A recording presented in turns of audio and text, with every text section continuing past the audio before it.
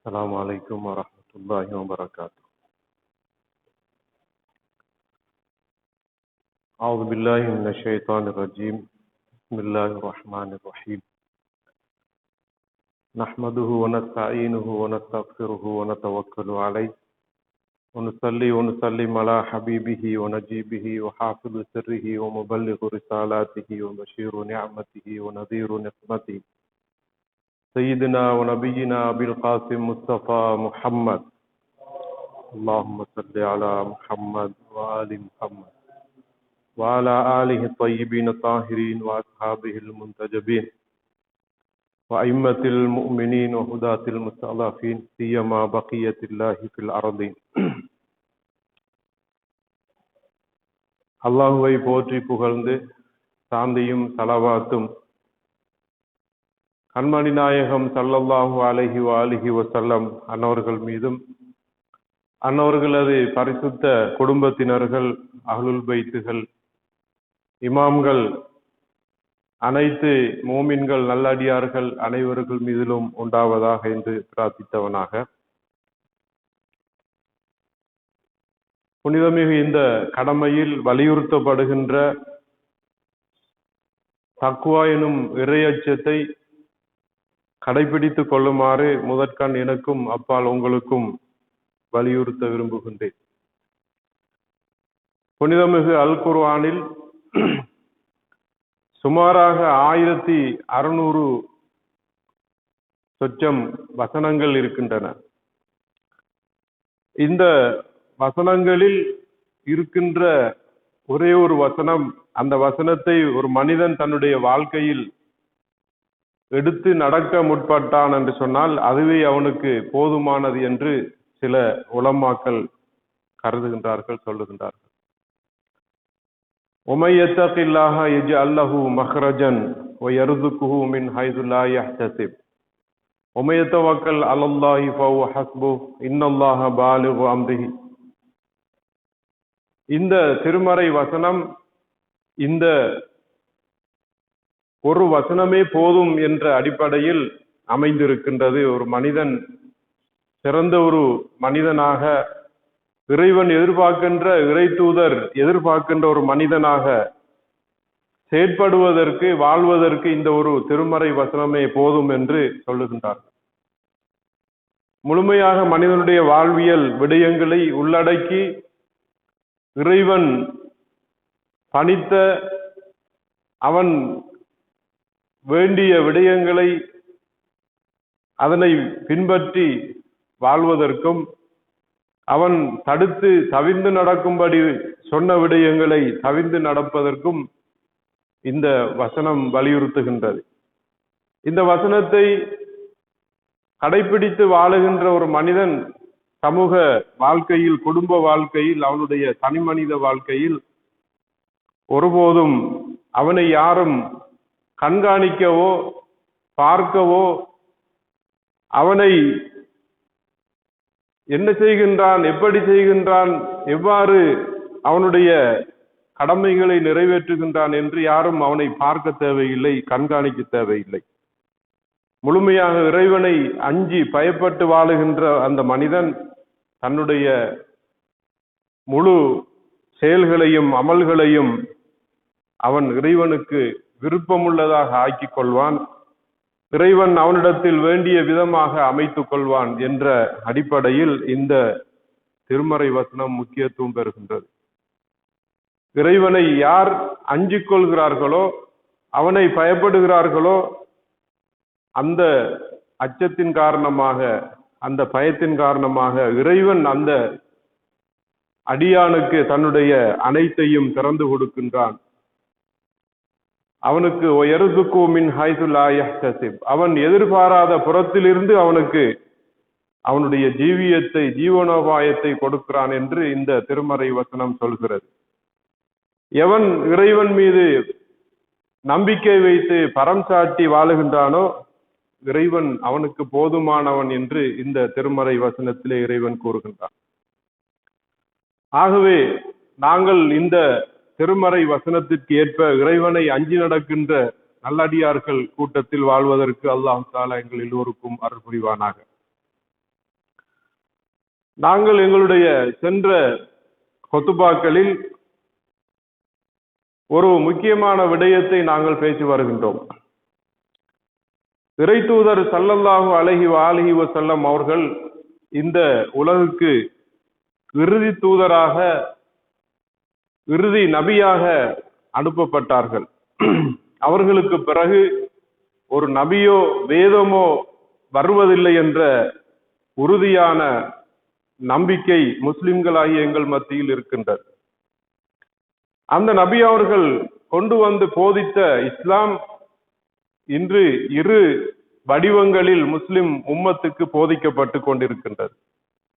ஒன்று புனிதமிகு அஹ்லுல் பைத்துகள் என்ற ரசூல் ஸல்லல்லாஹு அலைஹி வஆலிஹி வஸல்லம் அன்னவர்களுடைய குடும்பத்தினர் நபி அவர்களால் இந்த உம்மத்திற்கு தலைவர்களாக, வழிகாட்டிகளாக, இமாம்களாக நியமிக்கப்பட்டவர்கள் மூலமாக போதிக்கப்பட்ட இஸ்லாம் என்ற ஒரு இஸ்லாம் இருக்கிறது. அதே போன்று இவர்கள் அல்லாமல் வேறு சிலர்களால் போதிக்கப்பட்ட இஸ்லாம் இருக்கிறது. இன்று நாங்கள் எங்களுடைய கண்களூடாக இந்த இரு வகை இஸ்லாத்தையும் நாங்கள் உலகத்திலே பார்த்து கொண்டிருக்கின்றோம்.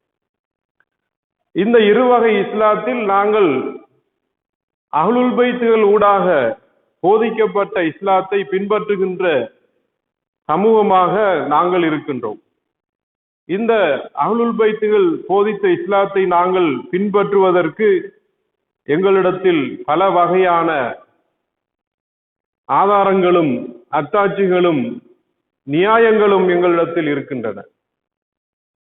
நபி அவர்கள் தன்னுடைய வாழ்நாள் முழுக்க ஆங்காங்கு தன்னுடைய வஃபாத்திற்கு பின்னர் இந்த சமூகம் யாரை பின்பற்ற வேண்டும், யாரை பின்தொடர வேண்டும், எப்படிப்பட்ட மனிதர்களை பின்பற்றி வாழ வேண்டும் என்று அவர்கள் ஆங்காங்கு சொல்லி, ஞாபகப்படுத்தி, வலியுறுத்தி அவர்கள் காலம் சென்றிருக்கிறார்கள்.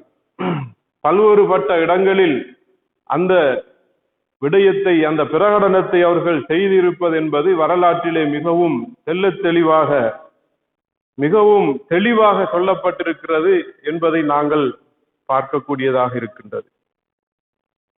எனக்கு பின்னால் என்னுடைய குடும்பத்தினராகிய அஹ்லுல் பைத்துகளை பின்பற்றுங்கள், புனிதமிகு அல் குர்ஆனை பின்பற்றுங்கள், இவ்விரண்டையும் நீங்கள் பின்பற்றுங்கள், இவ்விரண்டையும் இறுக்கமாக நீங்கள் பின்பற்றும் காலமெல்லாம் நீங்கள் வழி தவற மாட்டீர்கள் என்று நாயகம் ஸல்லல்லாஹு அலைஹி வஆலிஹி வஸல்லம் அவர்கள் கூறியிருக்கிறார்கள். இந்த அறிவிப்பு மிகவும் பலமான, பல்வேறுபட்ட கிரந்தங்களில் பல்வேறுபட்ட அதிகமான சஹாபாக்கள் மூலமாக, தாபியீங்கள் மூலமாக, இன்னும் பல நூற்றுக்கணக்கான அறிஞர்கள் மூலமாக பல நூல்களில் இந்த ஹதீஸ் பதிவு செய்யப்பட்டிருக்கிறது என்பதை சென்ற வாரங்களிலே நாங்கள் கூறி வந்திருக்கின்றோம். அஹ்லுல் பைத்துகள் யார்? அந்த அஹ்லுல் பைத் வட்டத்தில் நபி அவர்களுடைய மனைவிமார்கள் அடங்குவார்களா? நபி அவர்களுடைய கிளையார்கள் அடங்குவார்களா? அவர்களுடைய பிள்ளைகள் எல்லோரும் அடங்குவார்களா? அல்லது நபி அவர்களுடைய பரம்பரையினர் என்று இன்று சொல்லப்படுகின்ற சாதாத்துமார்கள் அடங்குவார்களா என்ற பல்வேறுபட்ட கேள்விகள் இருக்கின்றன. இதற்கான பதிலையும் நாங்கள் சென்ற குத்துபாவில் சொல்லி இருக்கின்றோம். அதிலே அஹ்லுல் பைத் என்று சொல்லப்படுகின்ற போது, ஒரு மனிதனுடைய குடும்பம் என்று சாதாரணமாக சொல்லப்படுகின்ற போது, அந்த குடும்பத்தில் இருக்கின்ற மனைவி, பிள்ளைகள், அவர்களுடைய உறவுகள் எல்லாம் அடங்குவது என்பது ஒரு சாதாரணமான விடயம்தான். அதனை யாரும் மறுப்பதற்கில்லை. அகராதி மொழியில் இவ்வாறான எல்லோரையும் இணைத்துக் கொள்ளுகின்ற அந்த விடயத்திற்கு அஹ்லுல் பைத் என்று சொல்வது, குடும்பம் என்று சொல்வது ஒரு சாதாரண விடயம் என்பதில் எந்த கருத்து முரண்பாடும் கிடையாது. ஆனால் நாயகம் ஸல்லல்லாஹு அலைஹி வஆலிஹி வஸல்லம் அவர்கள் தனக்கு பின்னால் பின்பற்றுங்கள் என்று சொல்லுகின்ற அந்த அஹ்லுல் பைத்தினர் என்பது இங்கு சொல்லப்படுகின்ற இவர்கள் எல்லோரையும் உள்ளடக்கிக் கொள்ளாது. நபி அவர்கள் தனித்துவமாக என்னுடைய அஹ்லுல் பைத்துகளை பின்பற்றுங்கள், பின்தொடருங்கள், அவர்களை பின்பற்றி நடக்கும் காலமெல்லாம் நீங்கள் வழி தவற மாட்டீர்கள் என்று சொல்லுகின்ற இந்த வட்டத்திற்குள் நபி அவர்களின் கண்ணியமிக்க மனைவிமார்கள் உள்ளடங்கப்பட மாட்டார்கள். நபி அவர்களுடைய எல்லா குழந்தைகளும் பிள்ளைகளும் உள்ளடங்கப்பட மாட்டார்கள். நபி அவர்களுடைய ஏனைய உறவுகள் இதற்குள் உள்ளடங்கப்பட மாட்டார்கள்.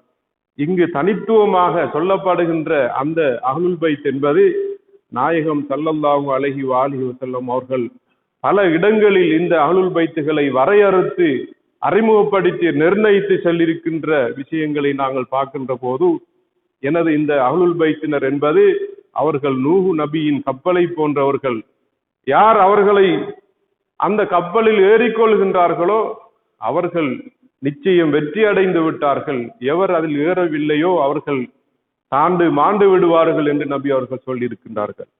என்னுடைய அஹ்லுல் பைத்துகள் என்பது அவர்கள் வானில் மின்னும் நட்சத்திரங்களை போன்று கடலில் செல்பவர்களுக்கு எவ்வாறு அந்த வெள்ளி நட்சத்திரம் அவர்களுக்கு வழிகாட்டியாக இருக்கின்றதோ, என்னுடைய சமூகம் பிரிந்து பிளவுபடாமல் கருத்து பேதம் கொள்ளாமல் இருப்பதற்கு இருளில் இருந்து, அதாவது ஒளியில் இருந்து இருளின் பக்கம் அவர்கள் செல்லாமல் இருந்து அவர்களை பாதுகாக்கின்ற ஒளி விளக்குகளாக என்னுடைய அஹ்லுல் பைத்துகள் திகழ்வார்கள் என்று நாயகம் ஸல்லல்லாஹு அலைஹி வஸல்லம் அவர்கள் கூறியிருக்கிறார்கள்.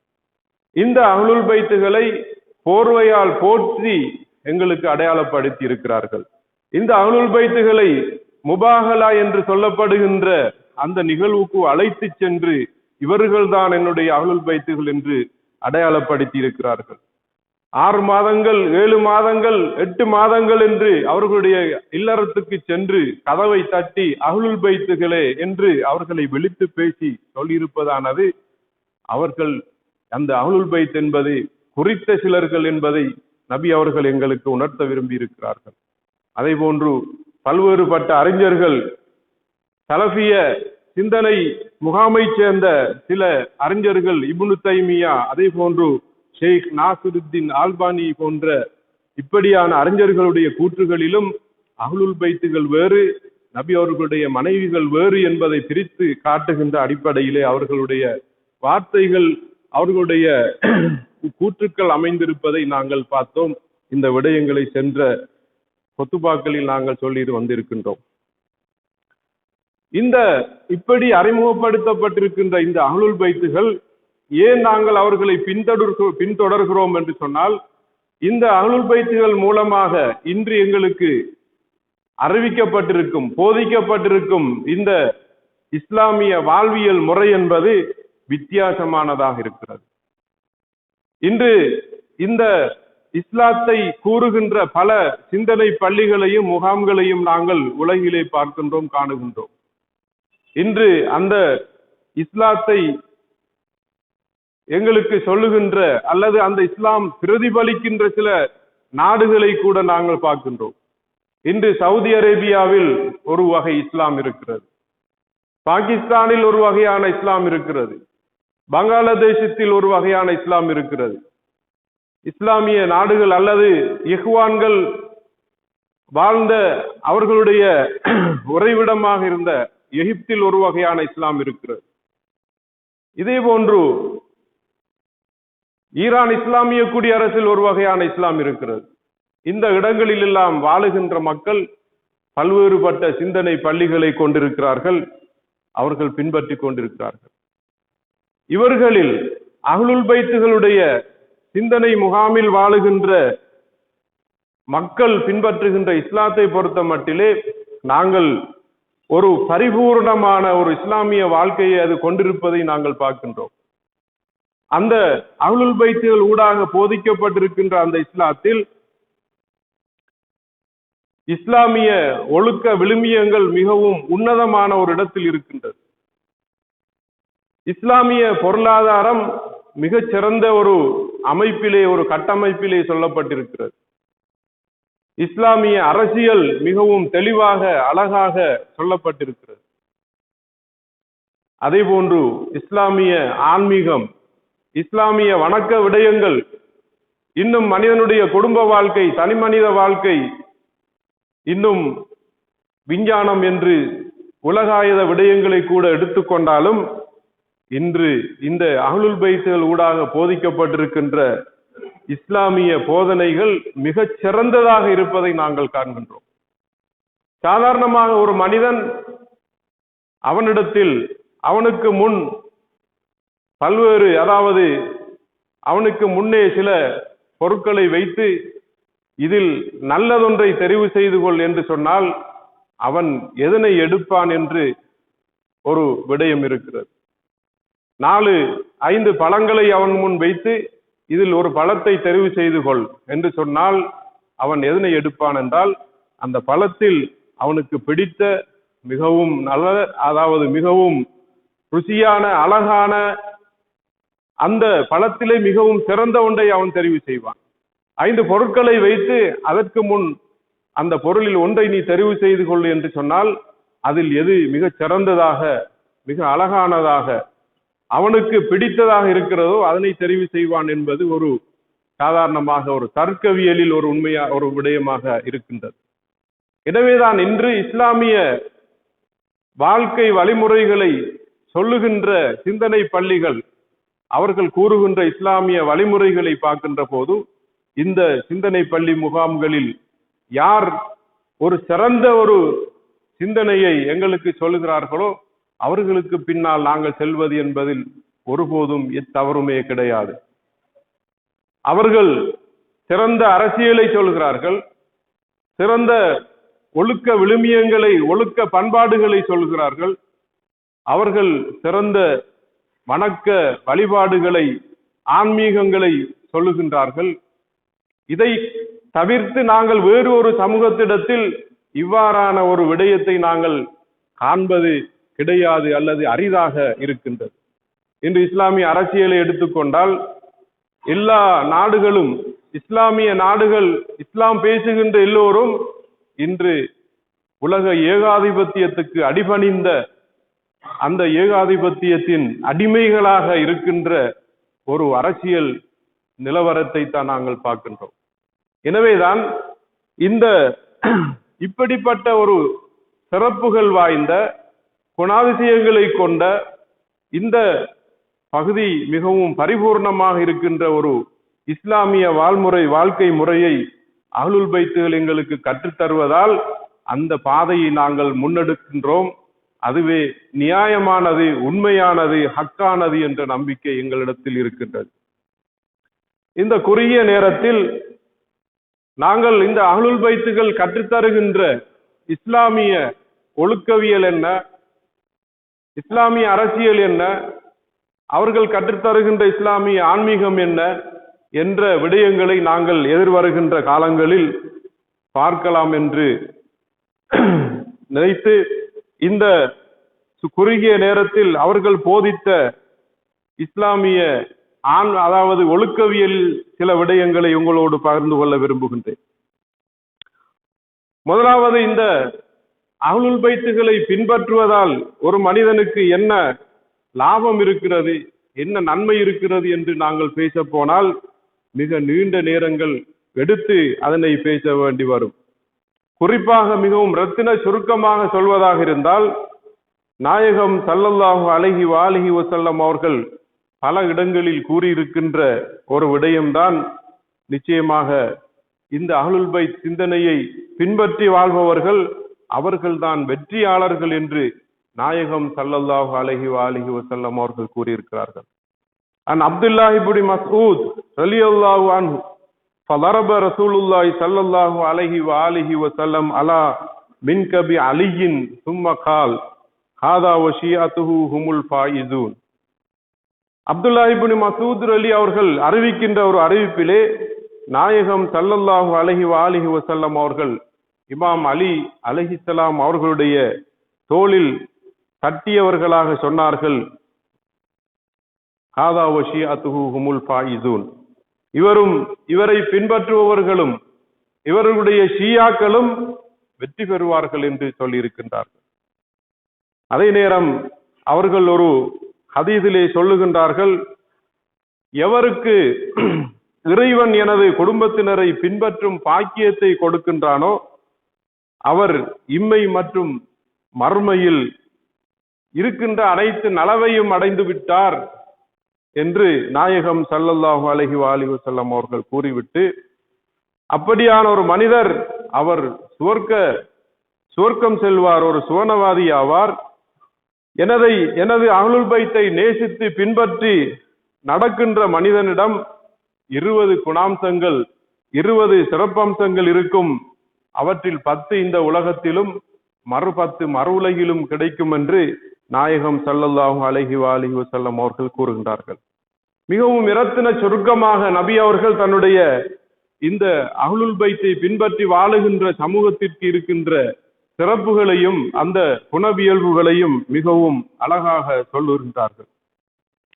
இந்த உலகில் அந்த மனிதனுக்கு கிடைக்கின்ற அந்த 10 விடயங்கள் என்ன என்று பார்க்கின்ற போது, அந்த மனிதன் ஒழுக்க ரீதியாக அவன் கொண்டிருக்கின்ற அந்த குணவியல்புகள் என்ன என்று நாங்கள் பார்க்கின்ற போது, அவனிடம் பேராசை இருக்காது.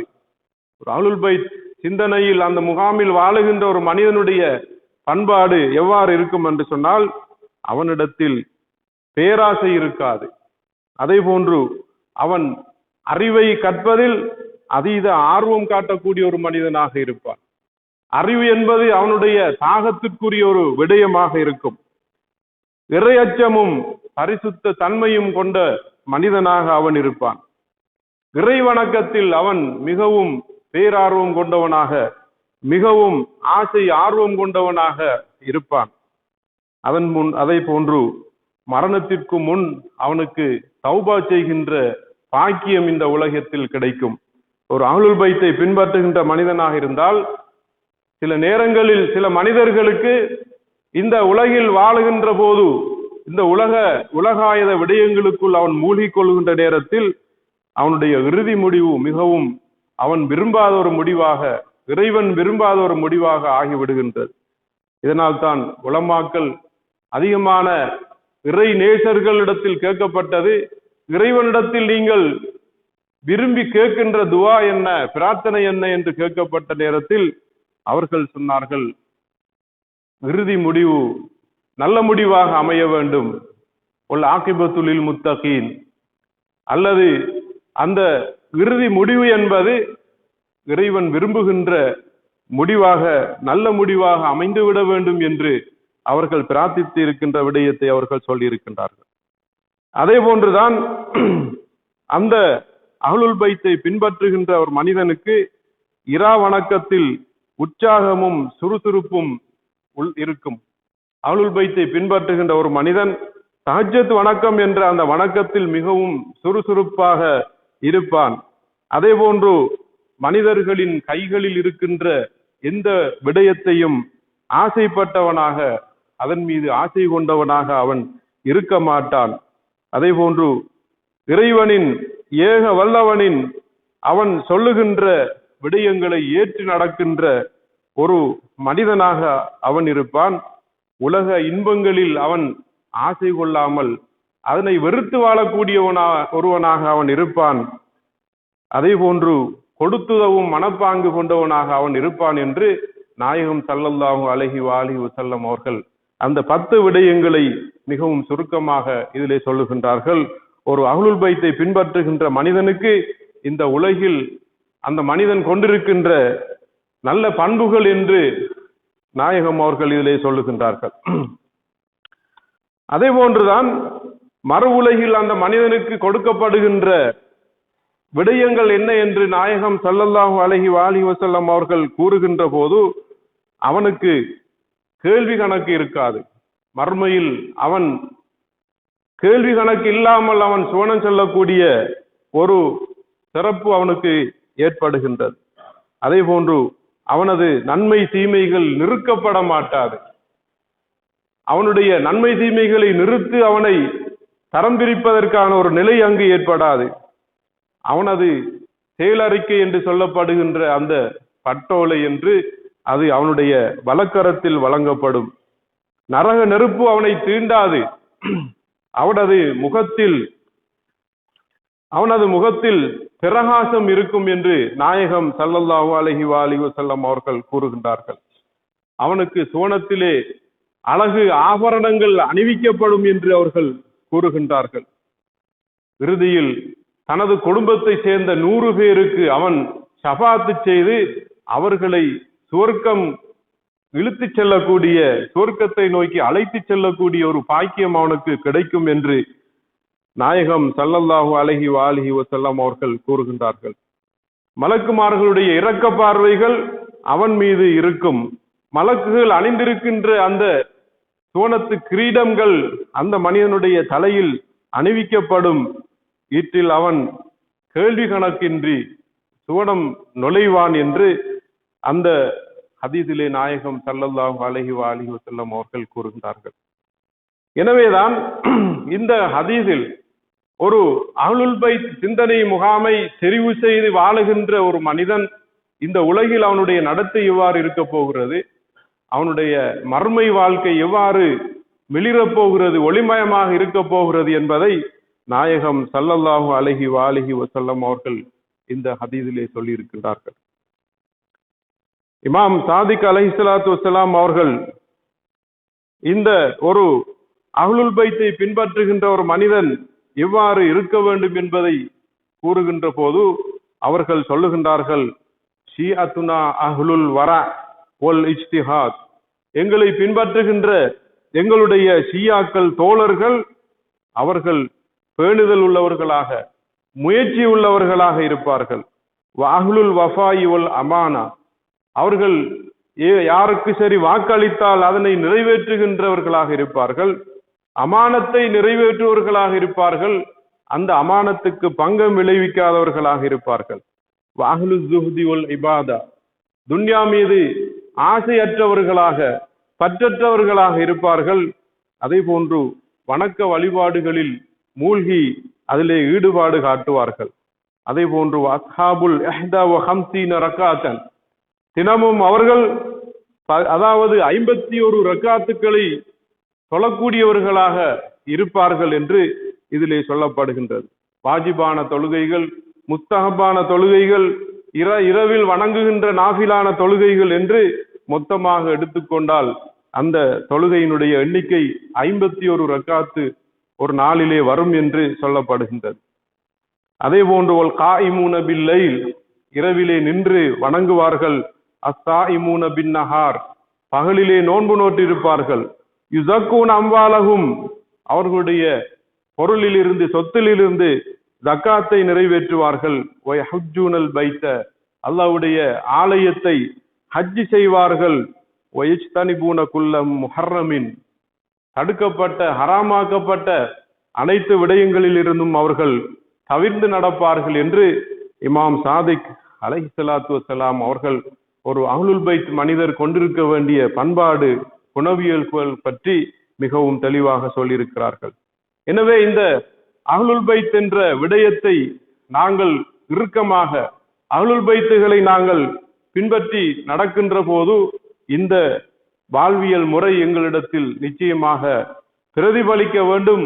அவர்களை பின்பற்றுவர்களாக சொல்லிக் கொள்ளுகின்ற எங்களிடத்தில் இந்த வாழ்க்கை முறை இருக்க வேண்டும். எனவே அல்லாஹ் சுப்ஹானஹு வ தஆலா இந்த அஹ்லுல் பைத்துகளை சரியாக அறிந்து, சரியாக புரிந்து, அவர்களுடைய போதனைகளை அறிந்து அவர்களை பின்பற்றி வாழுகின்ற பாக்கியத்தை எங்கள் எல்லோருக்கும் தந்தருள்வானாக. பிஸ்மில்லாஹிர் ரஹ்மானிர் ரஹீம். அல்ஹம்துலில்லாஹி பிஸ்மில்லாஹிர் ரஹ்மானிர் ரஹீம். குல் ஹுவல்லாஹு அஹத் அல்லாஹு ஸமத் லம் யலித் வ லம் யூலத் வ லம் யகுல் லஹு குஃபுவன் அஹத். ஸதகல்லாஹுல் அலீம்.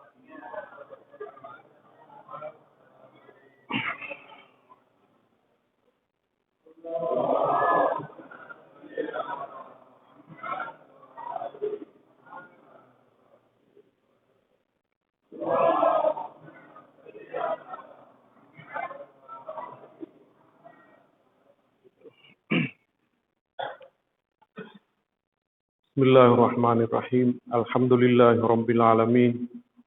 வஸ்ஸலாத்து வஸ்ஸலாமு அலா சய்யிதினா வ நபியினா அபில் காசிம் முஸ்தஃபா முஹம்மத்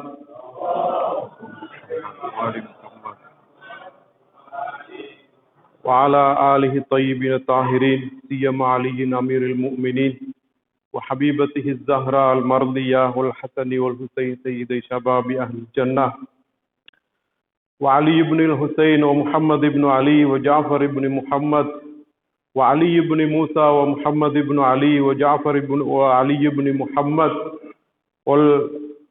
والحسن بن علي والحجة بن الحسن القائم المهدي. اللهم صل على محمد وآل محمد وعجل فرجه. அன்பார்ந்த சகோதரர்களே, ஊசிக்கும் இபாதல்லாஹ் பிதக்வல்லாஹ். இந்த கடமையில் வலியுறுத்தப்படுகின்ற தக்வாவை, இறையச்சத்தை கடைபிடித்துக் கொள்ளுமாறு எனக்கும் அப்பால் உங்களுக்கும் வசியத்து செய்து கொள்கின்றேன். நாங்கள் இருக்கின்ற இந்த காலப்பகுதியிலே முக்கியமாக இஸ்லாமிய உலகை பொறுத்த மட்டில் பேசுபொருளாக இருக்கின்ற ஒரு விடயமாக நாளாந்தம் அனைத்து முஸ்லிம்கள், குறிப்பாக மோமின்களுடைய கவனத்தை ஈர்த்து வருகின்ற ஒரு விடயம்தான், அவர்களுடைய கவனத்தில் இருக்கின்ற ஒரு விடயம்தான் இந்த காசா பிரச்சனையோடு தொடர்படுகின்ற எங்களுடைய அஹ்லுல் பைத் சமூகம் முன்னெடுத்து வருகின்ற அந்த போராட்ட எழுச்சியாக இருக்கின்றது. இந்த காலகட்டத்தில் அண்மை காலமாக எங்களுடைய சகோதரர்களுக்கு மத்தியில் ஏற்பட்டிருக்கின்ற ஒரு மனத்தளர்வாக இருக்கலாம், அல்லது ஒரு அவநம்பிக்கையாக இருக்கலாம். இந்த உலக ஏகாதிபத்தியம், அதாவது அமெரிக்கா, அதே போன்று இஸ்ரேல், இவர்களுடைய அந்த ஏகாதிபத்தியத்துக்கு முன்னிலையிலே ஒரு எதிரெழுச்சியாக, ஒரு எதிர்ப்பு முன்னணியாக இருக்கின்ற அந்த அல் முகாவமா என்ற அந்த கட்டமைப்பு சிறிய நாட்டினுடைய வீழ்ச்சிக்கு பின்னால் அது உடைந்து விட்டதா, அந்த முகாவமா தோல்வி கண்டு விட்டதா என்ற ஒரு சந்தேகம் ஏற்பட்டிருக்கிறது, அல்லது அது பற்றிய ஒரு கவலை மூமின்களுடைய மனதுகளிலே இருந்து கொண்டிருக்கின்றது. இதனை நாங்கள் பேச வேண்டிய ஒரு தேவைப்பாடு இருக்கிறது. இன்று இந்த சிரியா என்கின்ற நாட்டினுடைய நிலவரத்தை நாங்கள் பார்க்கின்ற போது, இது உலக வல்லாதிக்க சக்தி என்று சொல்லப்படுகின்ற அமெரிக்காவினுடைய, அதே போன்று அதனுடைய ஒரு கைப்பாவையாக மத்திய கிழக்கில் காரியமாற்றுகின்ற இஸ்ரேலுடைய ஒரு நீண்ட திட்டத்தின் உள்ள இருக்கின்ற ஒரு விடயமாக இருக்கின்றது. அதாவது அமெரிக்கா என்று நாங்கள் சொல்வது ஒரு வல்லாதிக்க மனநிலை கொண்ட ஒரு சக்தி.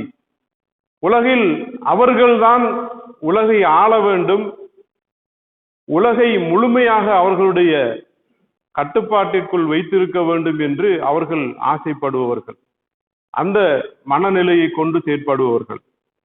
இதனாலே தான் முழு உலகத்திலும் ஒன்று அவர்கள் ஆட்சி செய்கின்ற இடங்களாக இருக்க வேண்டும், அல்லது அவர்களுக்கு அடிமையான நாடுகளாக, அவர்களுக்கு அடிபணிந்து அவர்களுடைய சொற்கேட்டு நடக்கின்ற நாடுகளாக இருக்க வேண்டும் என்பதுதான் அவர்களுடைய குறிக்கோளாக, ஆசையாக இருந்து கொண்டிருக்கின்றது. அவர்களுடைய கனவு முழு உலகமும் அவர்களுடைய கனவாக இருக்கிறது. அந்த கனவை நிறைவேற்றுகின்ற வகையில் மத்திய கிழக்கிலே அவர்களுடைய இராணுவ முகாமாக இருப்பது, அல்லது அவர்களுடைய அந்த அவர்களுடைய திட்டங்களை செயற்படுத்துகின்ற ஒரு பிள்ளையாக அல்லது ஒரு முகவராக இருப்பது இஸ்ரேல் என்பதை நாங்கள் அறிவோம். எனவேதான் மத்திய கிழக்கு நாடுகள், குறிப்பாக இஸ்லாமிய நாடுகள் எல்லாம் ஒன்று அவர்களுடைய ஆதிக்கத்தை கொண்ட நாடாக இருக்க வேண்டும், அல்லது அடிமைகளாக அடிபணிந்து அவர்களுடைய சொற்கேட்டு நடப்பவர்களாக இருக்க வேண்டும் என்பதுதான் அவர்களுடைய நோக்கமாக இருக்கின்றது. இதற்காக வேண்டி அவர்கள் செய்கின்ற அனைத்து சதிகளையும் அவர்கள் செய்கிறார்கள், செய்து கொண்டிருக்கிறார்கள். பல ஆண்டுகளாக அதனை அவர்கள் செய்து கொண்டு வருகிறார்கள். அவர்களுடைய இலக்கிலே சில முக்கியமான நாடுகள் இருந்தன.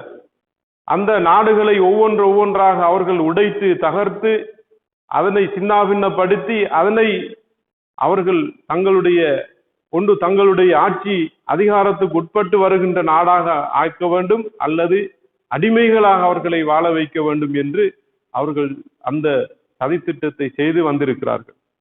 லிபியா போன்ற நாடு, அதே போன்று ஆப்கானிஸ்தான் அல்லது மற்றும் சில நாடுகளை எடுத்துக்கொண்டால் அவைகளை அவ்வாறே ஆக்கிவிட்டார்கள். லிபியா என்பது ஒரு காலத்தில் மிகவும், அதாவது ஏவுகணை விடயத்தில் ஒரு பேரம் பேசக்கூடிய ஒரு நாடாக இருந்தது. அவர்கள் எப்போதுமே சொல்லுகின்ற விடயம் என்னவென்றால், உங்களிடத்தில் இருக்கின்ற இராணுவ பலத்தை, ஏவுகணை பலத்தை அல்லது அணு பலத்தை நீங்கள் கைவிட்டு விட வேண்டும். கைவிட்டால் நாங்கள் உங்களுடைய நாட்டை அபிவிருத்தி செய்வதற்காக நாங்கள் எல்லா வகையான உதவிகளையும் ஒத்தாசைகளையும் உங்களுக்கு வழங்குவோம் என்ற ஒரு வாக்குறுதியை வழங்குவார்கள். எப்போது அந்த பலத்தை அவர்கள் கைவிட்டு விடுகிறார்களோ, அதனை பூமியில் வைத்து சரணடைந்து விடுகிறார்களோ, மறுகணமே அவர்கள் அந்த ஆயுதத்தை அவர்கள் கையில் எடுத்துக்கொண்டு அவர்களுக்கு எதுவுமே வழங்க மாட்டார்கள். லிபியாவினுடைய வரலாறு அவ்வாறுதான் இருக்கிறது. கடாபி அவர்கள் ஒரு காலத்தில் மிகவும் பேரம் பேசுகின்ற ஒருவராக இருந்தார். அந்த காலத்தில் அவரிடத்தில் இருந்தது அந்த ஏவுகணை தொழில்நுட்பம். அதனை இந்த நாடுகள் எல்லாம் தமக்கு அச்சுறுத்தலாக கருதுவதன் காரணமாக அதனை அவர்கள் வைத்துவிட்டு சரணடையுமாறு கேட்டார்கள். அதற்கு முன்னிலையிலே உங்களுடைய நாட்டை நாங்கள் கட்டித்தருகிறோம் என்று சொன்னார்கள். அவர் அதனை கொடுத்து ஏமாந்து போனார். இதே ஒரு அதாவது அரசியலை தான் இன்று ஈரான் இஸ்லாமிய குடியரசிலும் அவர்கள் திணிப்பதற்கு முனைகிறார்கள். ஈரானிடத்தில் இருக்கின்ற அந்த அணு தொழில்நுட்பத்தையும் அல்லது ஏவுகணை தொழில்நுட்பத்தையும் அவர்கள் கைவிட்டு விட்டால் ஈரானை அவர்கள் கட்டித்தருவதாக சொல்கிறார்கள். இதனை லிபியாவில் கண்ட அந்த படிப்பினையை பெற்ற அந்த மனிதர்கள் அதனை செய்வதற்கு முன் வராமல் இருப்பதுதான் இன்று அமெரிக்கா மிகவும் பெரியத்தனம் எடுத்து ஈரான் போன்ற ஒரு நாட்டை அழிப்பதற்கு மிகவும் முயற்சி செய்து கொண்டு வருகின்றது. இன்று இதே கேதியைத்தான் இன்று சிரியாவிலே செய்து ஒரு ஆட்சியை அங்கு கொண்டு வந்திருக்கிறார்கள். அந்த ஆட்சியை முன்னெடுத்து வந்த ஒரு கிளர்ச்சியாளர்களின் தலைவர் யார்?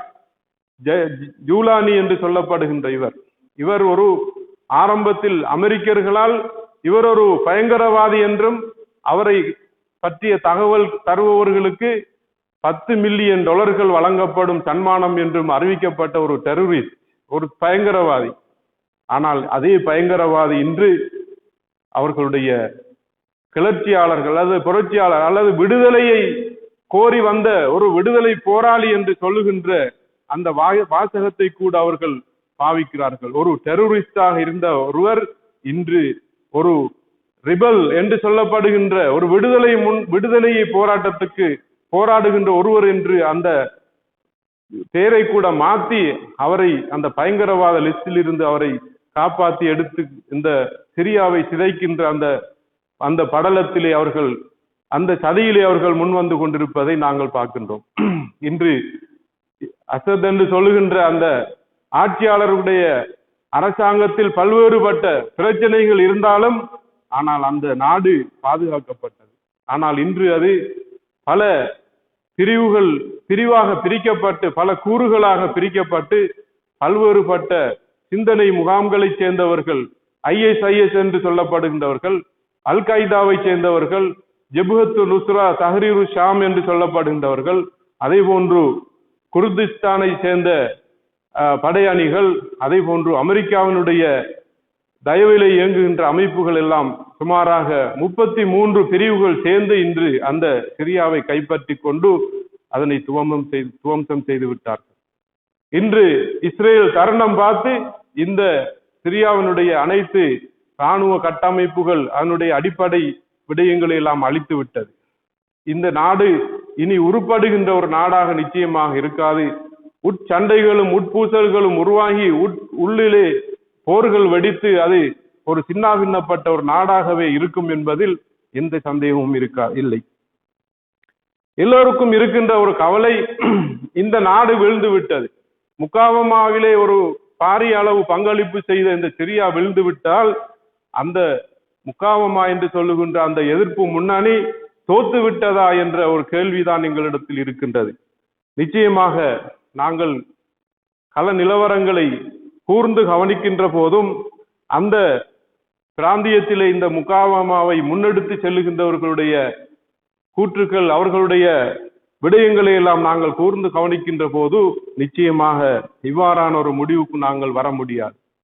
சிரியா என்பது இந்த முகாவமாவிலே பெரும் பங்காற்றிய ஒரு நாடாக இல்லை. அசத் என்பவர் இந்த முகாவமாவுக்கு உறுதுணையாக இருந்தது என்பது சாதாரணமாக அவருடைய நாட்டில் இருந்து நாட்டின் ஊடாக அந்த முகாவமாக்களுக்கு, முஜாஹிதீன்களுக்கு அவர்களுக்கு தேவையான உதவிகளை வழங்குகின்ற ஒரு ஊடகமாகவே இருந்ததை தவிர மாறாக சிரியா நாட்டினுடைய அரசாங்கமோ அதனுடைய இராணுவ கட்டமைப்போ இஸ்ரேலுக்கு எதிரான போராட்டத்தில் பெரிய ஒரு பங்களிப்பை செலுத்தவில்லை. இதனால் அந்த முகாவமா என்பது இன்னும் அது மிகவும், அதாவது பலமாக மிகவும் வலிமை அடைந்து இருக்கின்ற ஒரு நிலையைத்தான் நாங்கள் இங்கு பார்க்கின்றோம். இன்று இஸ்ரேலுடைய எதிர்பார்ப்பு, அமெரிக்கர்களுடைய எதிர்பார்ப்பு, பிராந்தியத்தில் இருக்கின்ற அந்த முகாவமா, குறிப்பாக ஹிஸ்புல்லா, அதே போன்று ஹமாஸ் போன்ற அமைப்புகளை அழித்து அவர்களை முழுமையாக அழித்து விட வேண்டும் என்ற அவர்களுடைய ஒரு மூலோபாயத்தை வைத்துத்தான் அவர்கள் செயற்பட்டார்கள். ஆனால் அந்த நோக்கம் எந்த வகையிலும் நிறைவேறவில்லை என்பதை நாங்கள் பார்த்து கொண்டிருக்கின்றோம். ஹிஸ்புல்லாக்களை ஒழித்து கட்ட முடியவில்லை. ஹிஸ்புல்லாக்களுடைய தாக்குதலுடைய வீரியம் அதிகரித்தது. ஹசன் நஸ்ருல்லா அவர்களுடைய கொலைக்கு பின்னால் அந்த தாக்குதல் வீரியம் அடைந்து இஸ்ரேல் மிகவும் எதிர்பாராத விதத்திலே ஒரு ஆபத்தை எதிர்நோக்கியதனால் அதாவது சமாதான பேச்சுவார்த்தைக்கு இஸ்ரேல் தள்ளப்பட்டது என்பதை பார்க்கின்றோம். அதே நேரத்தில் இன்று ஹமாஸை அவர்களால் ஒழித்து கட்ட முடியவில்லை. இன்று ஹமாஸினுடைய அதாவது பரிணாமம் வேறொரு திசையை நோக்கி சென்றிருக்கிறது. இப்போது அவர்கள் தற்கொலை தாக்குதலை கூட தொடங்கி இருக்கிறார்கள். இதனால் மிகவும் பயந்து போயிருக்கின்ற இஸ்ரேல் இதே போன்ற ஒரு சமாதான உடன்படிக்கைக்கு அவர்கள் தள்ளப்படுகின்ற ஒரு நிலை இன்று உருவாகி இருக்கிறது. யமனை எடுத்துக்கொண்டால் அந்த யமனில் இருந்து இன்று போராளிகள் மிகவும், அதாவது தொடரான தாக்குதலை இன்று இஸ்ரேல் மீது செய்து கொண்டிருப்பதானது இந்த முகாவமா இன்னும் வீரியம் அடைந்திருக்கிறது என்பதைத்தான் எங்களுக்கு காட்டுகிறதே ஒழிய அது தோல்வியில் செல்லவில்லை என்பதை நாங்கள் மிகவும் தெளிவாக புரிந்து கொள்ள முடியும். எல்லோரிடத்திலும் இருக்கின்ற ஒரு கேள்வி, ஹிஸ்புல்லாக்களுக்கு எதன் ஊடாக இந்த அதாவது வளமை போன்று அவர்களுடைய உதவிகள் கிடைக்கும், சிரியா விழுந்து விட்டது, எவ்வாறு அது இடம்பெறும் என்ற ஒரு கேள்வி இருக்கிறது. அதனை பல்லாண்டுகளுக்கு முன்னாலேயே அந்த முகாவமாவை வடிவமைத்தவர்கள் அதற்குரிய அனைத்து பொறிமுறைகளையும் அவர்கள் சிந்தித்து விட்டார்கள். அசதுடைய ஆட்சியை நம்ப முடியாது, சிரியாவை நம்ப முடியாது என்பது அவர்களுக்கு முன்கூட்டி அவர்களுக்கு தெரிந்திருந்தது. அதனால்தான் அவர்கள் இது இல்லாமல் இழக்கப்படுகின்ற போது நாங்கள் எவ்வாறு செயற்பட வேண்டும் என்பதை அவர்கள் உணர்ந்து அதற்குரிய பொறிமுறைகளை அவர்கள் வகுத்திருக்கிறார்கள். அதனால்தான் அவர்கள் சிரியா என்பது ஒரு வழிதான், அவர்களுக்கு இன்னும் பல வழிகள் இருக்கின்றன. அதே நேரத்தில் இப்போது அவர்கள் இங்கிருந்து அங்கு ஆயுத பொருட்களையோ அல்லது அவர்களுடைய உதவிகளையோ அவர்கள் நகர்த்துவதில்லை. அதற்கான தொழில்நுட்பங்களை அவர்கள் கொடுத்து விட்டார்கள். அவர்கள் சுயமாகவே செயற்படக்கூடிய அளவு அவர்களுடைய விடயங்கள் இன்று காணப்படுகின்றது. எனவே எந்த வகையான பிரச்சனையும் இல்லாமல் அந்த முகாவமாவுடைய அந்த எதிர்ப்பு முன்னணி போராட்டம் நடந்து கொண்டிருக்கிறது என்பதில் எந்த ஒரு சந்தேகமும் நாங்கள் கொள்ள தேவையில்லை. ஈரான் இஸ்லாமிய குடியரசின் வெளிவிவகார அமைச்சரிடத்தில் கேட்கப்பட்டது, உங்களுடைய உதவி இப்போது ஹிஸ்புல்லாக்களுக்கு எவ்வாறு கிடைக்கும் என்று கேட்கப்பட்டதுக்கு அவர் சொன்னார், சிரியா வீழ்ந்து விட்டால் எவ்வாறு நாங்கள் யமனுக்கு உதவி செய்கிறோம் என்பது உங்களுக்கு தெரியுமா என்று கேட்கிறார். யமனுக்கு எந்த வகையிலும் ஒரு தரை பாதை கிடையாது, ஆனால் எங்களுடைய உதவி எவ்வாறு யமனுக்கு கிடைக்கிறது? அதை போன்றுதான் இந்த உதவியில் எந்த தங்கு தடையும் ஏற்படாது என்று அவர் சொல்லி இருக்கின்றார். எனவேதான் இந்த முகாவமா போராட்டத்தில் பல இழப்புகள் இருந்தாலும் ஆனால் வெற்றியை நோக்கி அந்த போர் சென்று கொண்டிருக்கிறது என்பதில் எந்த சந்தேகத்தையும் நாங்கள் கொள்ள தேவையில்லை. ஏனென்று சொன்னால் அல்லாஹ்வுடைய வாக்குறுதி இருக்கிறது. வாதல்லாஹு அல்லதீன ஆமனு மின்கும் வஅமிலு ஸாலிஹாத் லயஸ்தக்லிஃபன்னஹும் ஃபில் அர்த். அல்லாஹ் தாலா வாக்களித்து இருக்கின்றான். அந்த வாக்கின் பிரகாரம் உண்மை என்பது எப்போதும் அது வந்தே தீரும். அந்த உண்மையை, அந்த சத்தியத்தை, யதார்த்தத்தை நாங்கள், அந்த வெற்றியை எங்களுடைய சமூகம் பெற்றே தீரும் என்பது அல்லாஹ்வுடைய வாக்குறுதியாக இருக்கிறது. அதே நேரத்தில் இந்த அரசியல் விடயங்களை கூர்ந்து கவனித்து அதிலே முத்தி அதிலே அவர்கள் மிகவும் திறமையான ஒரு நிலையில் இருக்கின்ற ஒரு பெரும் மனிதர்களுடைய வார்த்தைகளை எல்லாம் நாங்கள் பார்க்கின்ற போது, ஈரான் ஆன்மீக தலைவர் அவர்கள் கூறிவிட்ட அந்த விடயம், இஸ்ரேல் என்பது அதனுடைய 25 ஆண்டுகளை சந்திக்காது, அதற்குள் அழிந்துவிடும் என்று அவர்கள் அந்த ஆடூரம் கூறியிருப்பது என்பது, அதே போன்று சிரியா என்பது அது அந்த சிரியா நாட்டை சேர்ந்த மூமினான இளைஞர்களுடைய கையில் அது மீண்டும் வந்துவிடும் என்று சொல்லி இருப்பது, இஸ்ரேல் அதாவது சிரியா இப்போது இருக்கின்றதை விட ஒரு அழகிய ஒரு எதிர்காலத்தை கொண்டிருக்கும் என்று அவர்கள் கூறியிருப்பது என்பதெல்லாம் எங்களுக்கு அந்த நம்பிக்கையை தருகின்ற விடயமாக இருக்கின்றது. எனவேதான் இந்த மத்திய கிழக்கில் நடந்து கொண்டிருக்கின்ற இந்த வலிமை நிறைந்த இந்த போராட்டம் இப்போதும் அது மிகவும் திறமையாக முன்னெடுக்கப்படுகிறது. அல்லாஹ்வுக்கு சுப்ஹானஹு வ தஆலாவுடைய பேருதவி இதற்கு பின்னால் இருக்கிறது என்பதில் நாங்கள் அதாவது சந்தேகப்பட தேவையில்லை. இமாம் மஹ்தி அலைஹிஸ்ஸலாத்து வஸ்ஸலாம் அவர்கள் இந்த முழு விடயத்தையும் அவர்கள் கண்காணித்து கொண்டு இருக்கிறார்கள் என்ற நம்பிக்கை எங்களுக்கு இருக்கின்றது. எனவே அல்லாஹ் சுப்ஹானஹு வ தஆலா இந்த எதிரெழுச்சியை முன்னெடுத்து செல்லுகின்ற அனைத்து முகாமின்களுடைய பலத்தை, அவர்களுடைய பாதத்தை பலப்படுத்துவானாக. இதிலே உயிர் நீத்த அனைத்து சுஹதாக்களையும் அல்லாஹ் தாலா மன்னித்து அவர்களுடைய கபறுகளை ஒளிமயப்படுத்தி வைப்பானாக. எங்களுடைய பாவங்களை மன்னித்து அருள்வானாக. இமாம் ஸமான் அலைஹிஸ்ஸலாத்து வஸ்ஸலாம் அவர்களுடைய வருகையை துரிதப்படுத்துவானாக. பிஸ்மில்லாஹிர் ரஹ்மானிர் ரஹீம். இன்னா அஅதைனாகல் கௌஸர் ஃபஸல்லி லிரப்பிக வன்ஹர் இன்ன ஷானிஅக ஹுவல் அப்தர். ஸதகல்லாஹுல் அலிய்யுல் அஸீம்.